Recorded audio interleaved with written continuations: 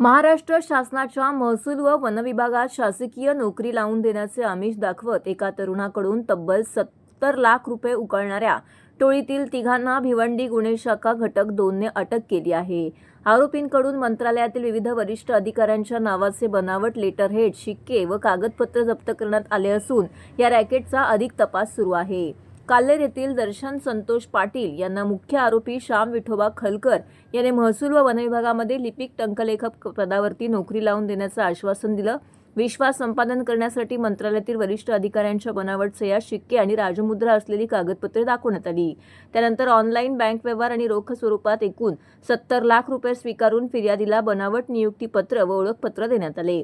मात्र प्रत्यक्षात नोकरी न देता त्यांची फसवणूक करण्यात आली आहे। या प्रकरणी नारपोली पोलीस ठाण्यामध्ये गुन्हा दाखल झाल्यानंतर तपास गुन्हे शाखा घटक 2 भिवंडीकडे वर्ग करण्यात आला आहे।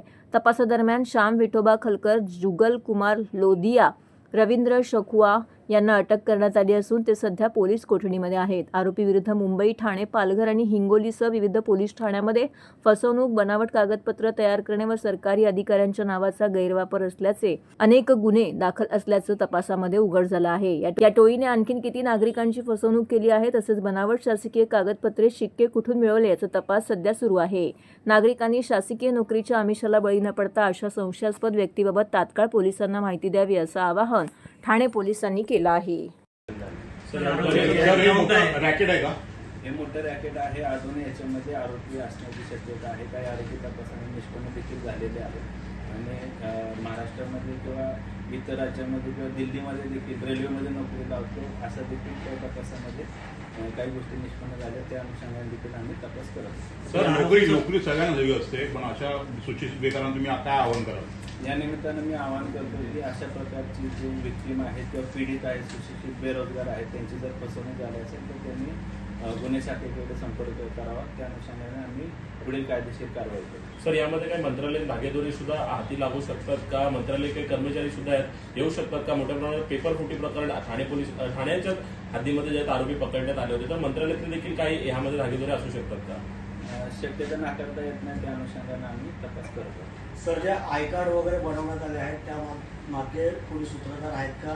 काही प्रिंटर्स काही जप्त वगैरे करण्यात आले आहेत का?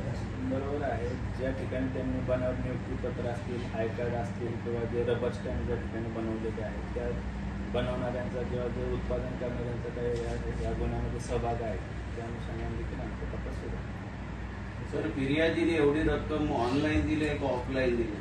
फिर्यादीने रक्कम ही काही प्रमाणामध्ये ऑनलाईन दिलेली आहे आणि काही रोख स्वरूपात देखील दिली। सर, फिर्यादीला ही गोष्ट कशी लक्षात आली की आपली फसवणूक होते आणि त्यानंतर हा गुन्हा दाखल? बनावट नियुक्तीपत्र दिल्यानंतर फिर्यादी ज्यावेळी मंत्रालयात संबंधित विभागामध्ये त्यांना अप्रोच केलं किंवा तिथे संपर्क केला असता त्याला त्यावेळी लक्षात आलं की अशा कोणत्याही प्रकारची नियुक्ती झालेली नाही किंवा जे त्याला नियुक्तीपत्र दिलेलं आहे ते बनावट दिलं गेलं की त्याला लक्षात आल्यानंतर त्यांना आमच्याकडे तक्रार। आरोपीचा बॅकग्राऊंड काय, शिक्षण किती वगैरे त्याचा?